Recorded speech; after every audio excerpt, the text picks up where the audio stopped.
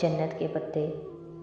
अलविदाई लम्हात में जब सब आगे निकल चुके थे तो मिसेस अब्दुल्ला ने धीरे से हया के करीब सरगोशी की। ये लड़कियां इस्तांबुल की बुराई नहीं सुन सकती। तुम्हें इसलिए बताया कि तुम क्राइम से डरती हो और खूबसूरत भी हो। खूबसूरत लड़कियों पर अमूमन ऐसे लोग नज़र रखते हैं। हया ने चौंक कर उन्हें देखा। उनके झुर्रियों ज़दा चेहरे पर सच्चाई बिखरी थी। वो वाकई अपना वजूद रखता है। वो बिल्कुल सुन सी उन्हें देखेगी। क्या अफवाहों का खौफ मुजस्सिम सूरत में उनके सामने आ गया था या उनकी अक्ल वाकई उनका साथ छोड़ रही थी? शाम के साए गहरे पड़ रहे थे जब वो स्वांजी यूनिवर्सिटी पहुंची। स्वांजी उम्रा की जामिया थी। वहाँ 4 माह के एक सेमेस्टर की फ़ीस भी $10,000 से कम न थी। शहर से दूर मज़ाफ़ात में वाक़या वो कदरे गोलाई में तामीर करदा इमारत बहुत पुरसकून दिखती थी। चूँकि वो जगह इस्तांबुल शहर से करीबन 45 मिनट के फासले पर थी, इसलिए स्वांजी में डे स्कॉलर्स नहीं होते थे। उसके तमाम तलबा व तलबात बशमूल हाले नूर जैसे लोगों के जिनके घर इस्तांबुल में ही थे, हॉस्टल में रिहाइश पजीर थे। यूनिवर्सिटी की इमारत से दूर बर्फ़ से ढके मैदानों में एक जगह थोड़े थोड़े फासले पर उनकी इमारतें खड़ी थीं। वो उनके रिहायशी ड्रूम्स ब्लॉक्स थे। अंग्रेज़ी हरूफ एल की सूरत खड़ी 3-3 मरला इमारतें, जिनके कमरों के आगे बालकनियाँ बनी थीं। 6 कमरे एल की एक लाइन पर थे और 6 दूसरी लकीर पर थे। तुम्हारा कमरा दूसरी मंजिल पर है, हाले ने उसका सामान गाड़ी से निकालते हुए बताया। हया और डीजे दूसरा बैग घसीट कर लाएं। एल की शक्ल का ड्रूम ब्लॉक, जिसे हाले B1 कह रही थी, के बाहर गोलाई में चक्कर खाती सीढ़ियाँ खुले आसमान तले बनी थीं, जो ऊपर तक ले जाती थीं। लोहे की इन सीढ़ियों के हर 2 जीनों के दरमियान खला था और जीनों पे बर्फ की मोटी तह थी। ज़रा सा पाँव फिसले और आपकी टांग इस गैप में से नीचे फिसल जाए। वो तीनों गिरती पड़ती बमुश्किल हया का सामान ऊपर ले आईं। कमरा तो अच्छा है, हम यहाँ रहेंगे। हया ने हाले की थमाई चाबी से अपनी डॉर्मेट्री का दरवाज़ा धकेला तो बेइख्तियार लबों से निकला, हम नहीं, सिर्फ तुम, क्योंकि खदीजा का ब्लॉक B2 है, वो जो सामने है। उसने उंगली से दूर बर्फीले मैदान में बनी इमारत की जानिब इशारा किया। क्या मतलब? मैं इधर अकेली? वो दंग रह गई। बाद में रूम बदलवा सकती हो, रूम ऑफिसर से कहकर। अभी तुम आराम करो। हर कमरे में 4 स्टूडेंट्स होते हैं। हर स्टूडेंट्स की टेलीफोन एक्सटेंशन उसकी मेज़ पर होती है। आजकल छुट्टियां हैं, अक्सर तालिब इल्म अपने घर गए हुए हैं। तुम्हारा कमरा खाली है, मगर तुम जाकर अपने बेड पर ही सोना। तुर्क लड़कियों के बिस्तर पर कोई सो जाए तो वो बहुत बुरा मानती हैं। कोई मसला हो तो मेरा रूम ब्लॉक B4 में है। ओके, वो मुस्कुरा कर बोली तो हया ने सर हिला दिया। डीजे ने बेचारगी से उसे देखा और हाले के साथ सीढ़ियाँ उतरने लगी। हाले, सुनो, इस बिल्डिंग के पीछे क्या है? किसी ख्याल के तहत उसने पूछा। हाले मुस्कुरा कर पलटी और बोली, जंगल। फिर वो दोनों जीनें उतर गईं। हया एक जुरजुरी लेकर पलटी और अंदर कमरे में कदम रखा। कमरा खूबसूरती से आरास्ता था। हर दीवार के साथ एक एक डबल स्टोरी बंक रखा था। अमूमन ऐसे बंक्स में नीचे एक बेड और ऊपर भी बेड ही होता है, लेकिन इसमें नीचे बड़ी सी राइटिंग टेबल पड़ी थी। उसके साथ ही की लकड़ी सीढ़ी ऊपर जाती थी, जहाँ एक आरामदेह बेड था। मेज़ पे एक टेलीफोन रखा था। वो चारों बंक्स को देखती अपने नाम की मेज़ की कुर्सी खींचकर नढाल सी बैठ गई। वो एक थका देने वाला दिन साबित हुआ था, मगर अभी वो थकन की बजाय अजीब सी उदासी में गिरी थी।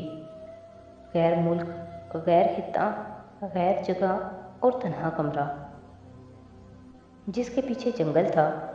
उसे जाने क्यों बेचैनी होने लगी। वो फ्रेश होने के लिए उठी और दरवाजे की तरफ बढ़ी ताकि बाहर कहीं बाथरूम ढूंढे। ابھی اس نے دروازہ کھولا ہی تھا کہ 2 کمرے چھوڑ کر ایک کمرے کا دروازہ کھلا اور اس میں سے ایک لڑکا بیگ اٹھائے نکلا۔ اس نے جلدی سے دروازہ بند کر دیا اور پھر مقفل کر دیا۔ گرلز ہاسٹل میں لڑکا؟ اگر پاکستان میں ہوتی تو یقیناً یہی سوچتی، مگر یہ بات تو سبانچی کے پراسپیکٹس میں پڑ چکی تھی کہ وہ مخلوط ہاسٹل تھا۔ البتہ ایک کمرے کے اندر صرف ایک ہی صف کے افراد رہ سکتے تھے۔ وہ بددل سی ہو کر واپس کرسی پہ آ بیٹھی۔ سامنے والی دیوار پر ایک سفید اور سیاہ تصویر آویزاں تھی۔ پینسل سے بنایا گیا وہ خاکہ ایک کلہاڑے کا تھا جس کے پھل سے خون کی بوندیں گر رہی تھیں۔ خاکہ بے رنگ تھا مگر خون کے قطروں کو شوخ سرخ رنگ سے بنایا گیا تھا۔ اس نے جھرجھری لے کر دوسری دیوار کو دیکھا۔ وہاں ایک لڑکی کے چہرے کا بے رنگ پینسل سے بنایا خاکہ ٹنگا ہوا تھا۔ وہ تکلیف کی شدت سے آنکھیں نیچے ہوئی تھی۔ اس کی گردن پر چھری چل رہی تھی اور اس سے بھڑکیلے سرخ رنگ کے قطرے ٹپک رہے تھے۔ وہ مضطرب سی اٹھ کھڑی ہوئی۔ ان تصاویر والی دیوار کے ساتھ لگے بنک کی میز پہ بہت سے چاقو اور چھریاں تار میں رکھے تھے۔ ہر سائز، ہر قسم اور ہر دھار کا چاقو، جن کے لوہے کے پھل مدھم روشنی میں چمک رہے تھے۔ وہ ایک دم بہت خوفزدہ ہو کر باہر لپکی۔ کوریڈور میں بہت اندھیرا تھا۔ وہ نیچے برف سے ڈھکے میدان دکھائی دے رہے تھے۔ وہ تیزی سے سیڑھیوں کی جانب بڑھی۔ جیسے ہی اس نے پہلے زینے پہ قدم رکھا، اوپر چھت پہ لگا بلب ایک دم جل اٹھا۔ وہ ٹھٹک کر رکی اور گردن گھمائی۔ کوریڈور خالی تھا، وہاں کوئی نہیں تھا۔ پھر بلب اس نے جلایا۔ اس کی گردن کی پشت کے بال کھڑے ہونے لگے۔ دھڑکتے دل کے ساتھ وہ پلٹی اور زینے اترنے لگی۔ تبھی ایک دم ٹھا کی آواز کے ساتھ اوپر کوئی دروازہ بند ہوا۔ اس نے پتھر بن جانے کے خوف سے پیچھے مڑ کر نہیں دیکھا اور تیزی سے سیڑھیاں پھلانگتی چلی گئی۔ آخری زینے سے اتر کر اس نے جیسے ہی برف زار پر قدم رکھا، اوپر بالکنی میں جلتا بلب بجھ گیا۔ باہر زور و شور سے برف گر رہی تھی۔ تازہ پڑی برف سے اس کے قدم پھسلنے لگے تھے۔ سفید سفید گالے اس کے بالوں اور جیکٹ پر آ ٹھہرے تھے۔ وہ گرتے پڑتے ڈی جے کے بلاک کی طرف بڑھ رہی تھی۔ اسے پہلی دفعہ اپنی مانگی گئی کسی دعا پہ پچھتاوا ہوا تھا۔ کاش آج یہ برف نہ پڑتی۔ B2 کی دوسری منزل کی بالکنی میں دم لینے کو رکی۔ اسے منزل یاد تھی مگر کمرے کا نمبر بھول چکا تھا۔ اس نے ہونٹوں کے گرد ہاتھوں کا پیالہ بنا کر زور سے آواز دی، ڈی جے تم کہاں ہو؟ D J D J.